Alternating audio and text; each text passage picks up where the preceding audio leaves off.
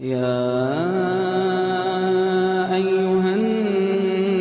الناس اتقوا ربكم الذي خلقكم من نفس واحدة